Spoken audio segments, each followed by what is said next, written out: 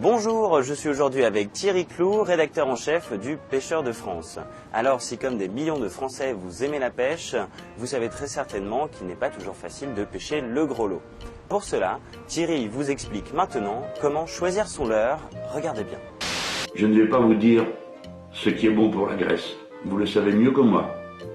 Et c'est d'ailleurs pourquoi vous allez voter Syriza.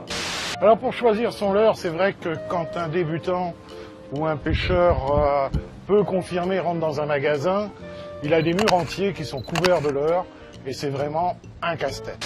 Et si je vous appelle à voter pour Syriza, c'est d'abord dans l'intérêt du peuple français.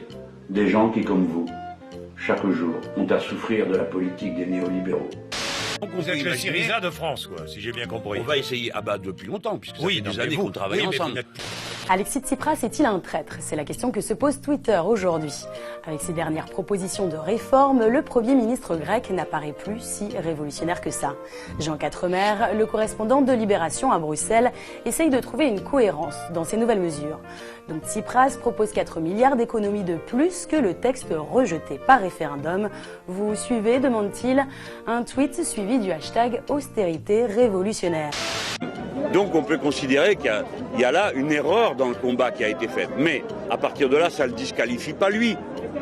Donc moi je reste solidaire de Tsipras. Les manifestants étaient rassemblés devant le Parlement pour réclamer la démission du Premier ministre Alexis Tsipras et protester contre la politique de rigueur imposée. Les gens qui sont ici sont mécontents de ce gouvernement qui était censé être de gauche, mais qui est plus de droite que la droite, dit cette femme. Ce n'est qu'avec des mensonges et des mensonges qu'ils sont arrivés au pouvoir, explique ce manifestant. J'ai voté Tsipras 2 fois, il ne respecte aucune promesse, ma retraite est divisée par 2, qu'est-ce que je peux faire? Les politiques promettent arriver à des postes où ils sont importants. Non mais tu n'y crois pas une seconde, politique, blabla, c'est du blabla tout ça.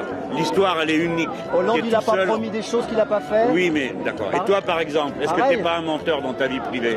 T'as jamais menti à personne?